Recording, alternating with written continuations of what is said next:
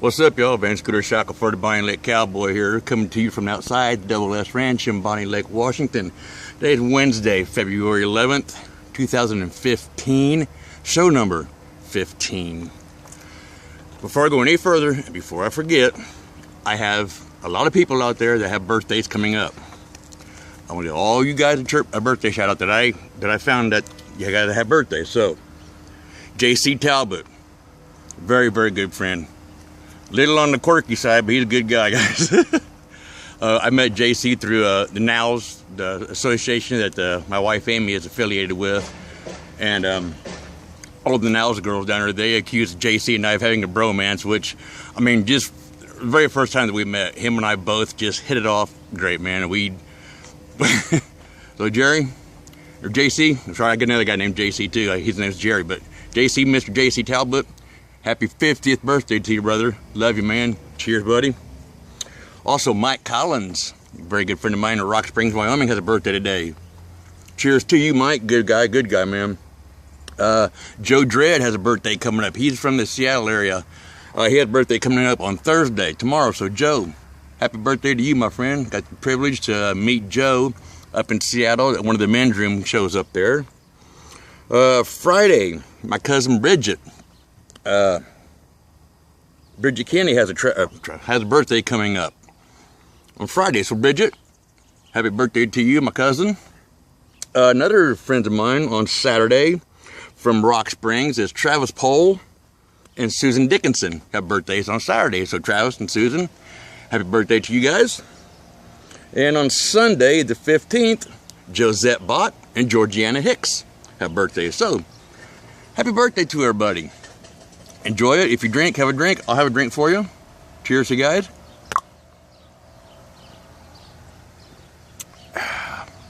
First beer today is always good. Over the weekend, I said I went to, I guess it was last week it was, I went to the KISW 99.9 radio station up in Seattle.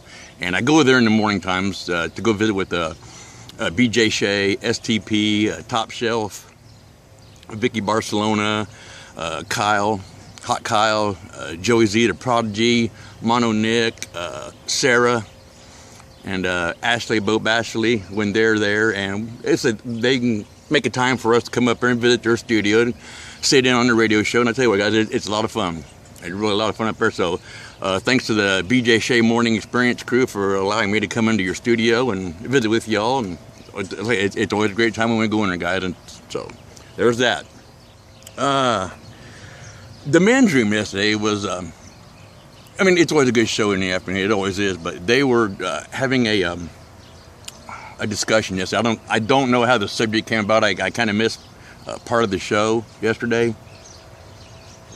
But they're referring to, I know it's going to sound kind of off the wall, but they're talking about the color of your urine to let you know whether you're sick or healthy or not. And if there's no color, if it comes out clear, that means you're drinking too much water. So back off the water just a little bit, because you can just back off. Your urine wants to have like a light amber, pale yellow color to it, like a wheat color. So if you're peeing clear, back off the water just a little bit. You're getting too much water, which I don't know if that's bad for you, but back off the water a little bit. If it is dark yellow, you need to drink more water. If it has an odor to it, drink some more water, help flush your body out. So I mean, something could be going wrong in there, so drink some more water and flush that out. If it's brown or dark brown ale color, get your butt to the doctor. Doctor, give me some news. It's a bad case of something going on down here.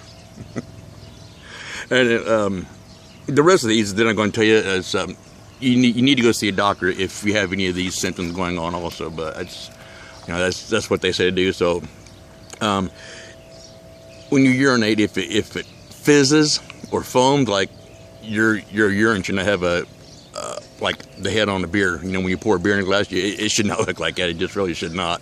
So if it's looking like that, get to the doctor.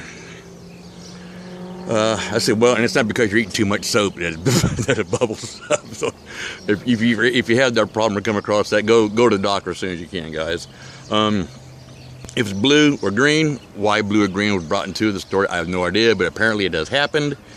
If it's blue or green, it means you've eaten something with too much food dye colors in it, or maybe if you're taking medication, some of your medication may have done this, or you have a genetic disease, or you have a STD. Get to the doctor, don't be messing around. If it's purple, if it's purple, that means you got way too much blood in your urine, and you better be calling 911, and because you may not have that much longer to live. So there you go with your urine. So there's your medical advice for today. I don't know how much good medical advice that is or was, but I cover what I can. That's why I do this stuff. So there you go. Take it for what it's worth, I guess. I saw on TV, some of the commercials that they come out with these days. H&R Block is when it gets me. Their slogan for this year is, "We get more of your money back than anybody else." If you think about it, for what they're charging to get your damn taxes done, they do get more of your money back than you do. I mean, my God, last time I did H&R Block, I paid like over $150 for them to do my taxes. Yeah, no wonder you get more money back than anybody else. You guys charge an arm and a leg to get it done. Damn. That's why you get more of the money. It's crazy what they charge to do taxes anymore. I mean, I understand, being an accountant or a CPA or whatever field you have to be in, and they teach people to do these tax classes. They really do, but good God, really? I mean, talk about, people kind of look forward to income tax season to get their money back. They really do. And, when you're taking, 20, 30, 40% of whatever your fee is, good Lord, give the poor guy a chance, man. So, it's just crazy, but, I don't know. Poor Coco, she was sitting on the window right up here. Our sofa, or the back of the sofa right there, and she lays on top of the cushion right there, and she's looking out the window today, and those squirrels were right here running around through the flower garden, burying I put corn over the feeder for them, and they were running around out here, and man, that dog went bananas, ape crap, trying to get from the couch to the door, and she looked at me, and she comes running to me and jumps on my lap and looks at me like, "You gotta let me out now. I gotta go save the world. There's squirrels out there, and I gotta go save them." Just go lay down. You're not going outside. I know why you went out there, because the squirrels are out there. And no, you're not going out there, so go lay down. So she climbs back up on the couch, and she goes, and kind of looks at me like, "You're an ass." Well, I know why you went out there, but you're not going out there. Poor dog. I know, she just wants to go chase the squirrels, and Dad won't let her do it.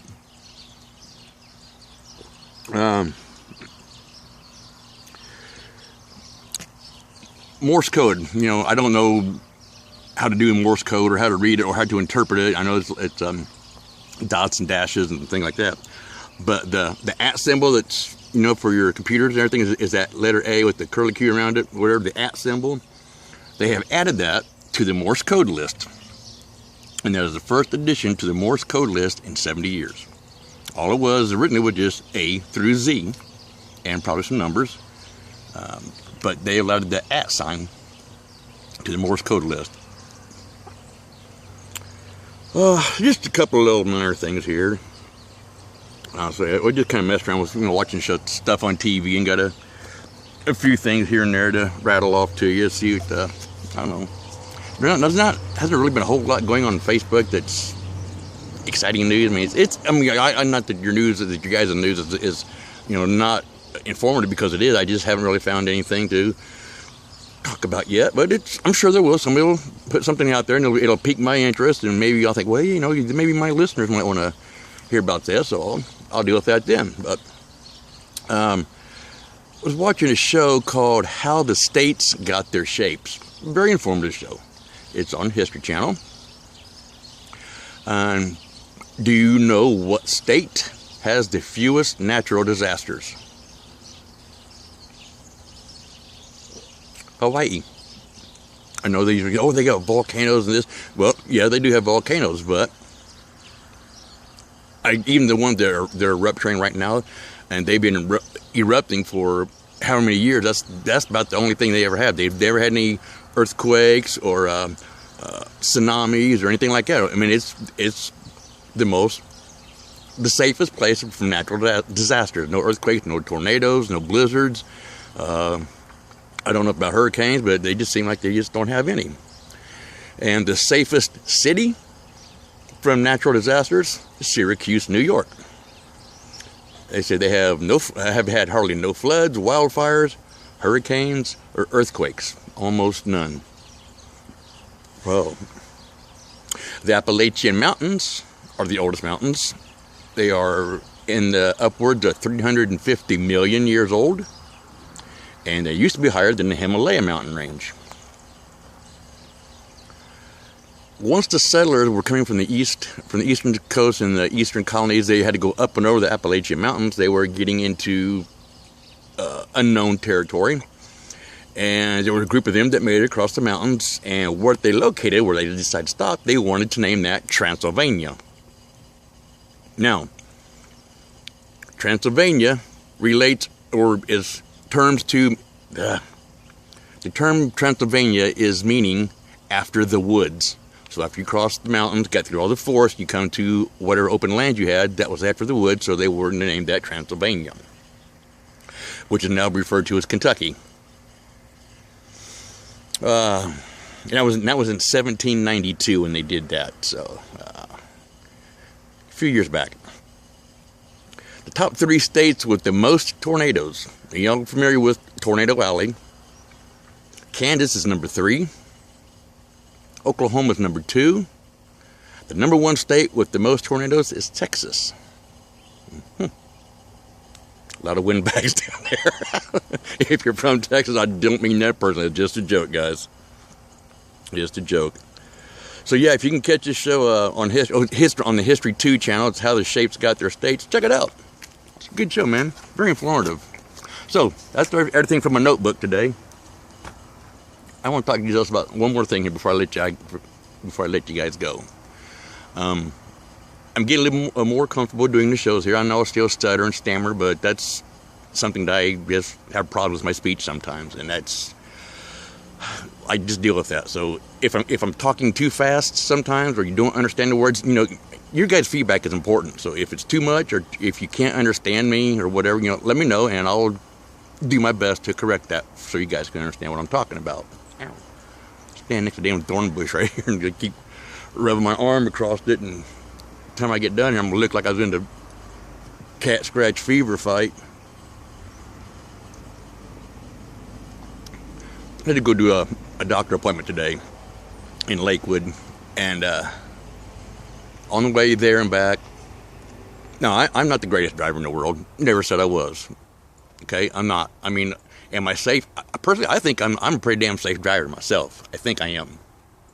I haven't been involved in an accident for quite a number of years that was my fault. I mean, every accident I've been in only one was my fault, and that's honest God's truth. But people, if you live around the bigger cities, you're familiar with this, and it happens everywhere. It really does.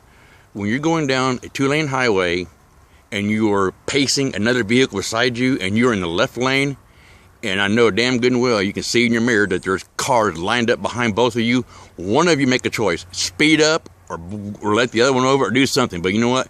There's a law coming out, and it's going to be passed real soon here in Washington, and it may be nationwide too. If a sheriff, state trooper, or whatever sees it on a 2-lane highway, and you're the culprit of holding traffic up, and there's like a big clearing or a vacant spot in front of you, and a whole lot of traffic behind you, you will get pulled over, and you will get a ticket, and that ticket will start at $700. So if you think, oh, I'm just going to go 55 and piss them off because the speed limit's 55, well, that 55, even though you're doing the speed limit, you're holding up traffic and people need to get somewhere. And if you get pulled over, you will get a $700 fine, guaranteed. So, like I said, and also stop changing lanes. Good,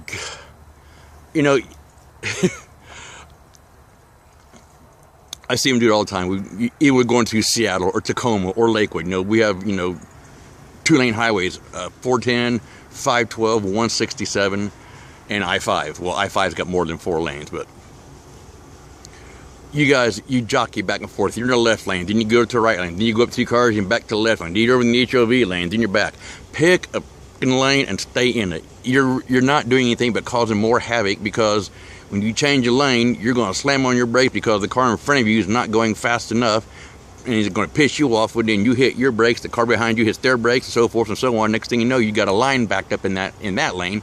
So you thinking you're going to be the smart guy, you switch the other lane and you started the whole damn thing over in the next lane. Pick one lane and stay in it. I guarantee you, wherever you're going, that place will still be there when you get there.